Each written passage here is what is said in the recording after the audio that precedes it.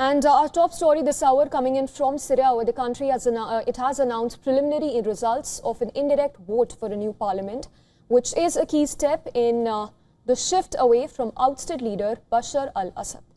However, the vote has raised concerns about fairness and inclusivity under the country's new leadership. Now, on Sunday, about 6,000 members of regional electoral colleges voted to choose members of Syria's transitional parliament from pre-approved lists. Now, this vote fills nearly two-thirds of the new 210-seat parliament, which will serve a renewable 30-month term. President Ahmed Shah will appoint the remaining one-third of the members later.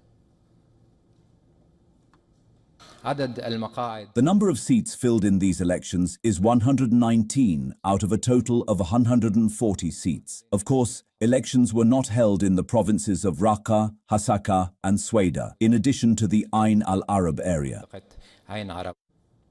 The Electoral Commission spokesperson said that only 4% of the 119 members selected are women, noting that the number is not proportionate to the status of women in Syrian society and that their role in political, economic and social life. The Commission had previously said women made up 14% of more than 1,500 candidates. We've tried hard to support women's presence in Parliament through awareness-raising campaigns, but we haven't succeeded. Perhaps this is the Syrian reality. In the next phase, there must be greater awareness-raising across Syrian society. Najmi said only 2 Christians were among the winners, calling the representation weak, considering the proportion of Christians in Syria. He said that perhaps the president's third could compensate for some underrepresented components of Syrian society, but rejected any quota system.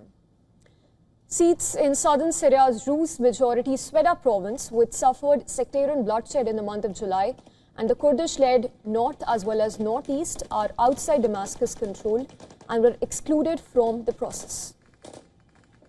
On March 10, Syria's Kurds and Damascus agreed to integrate Kurdish-administered civil and military institutions in the country's northeast into the state by the year's end. The negotiations on implementing the deal have stalled. Also, in another development, Syrian state television reported that at least one member of the country's domestic security forces, as well as a civilian, were killed in bombings in the northern city of Aleppo, which were blamed on Kurdish forces.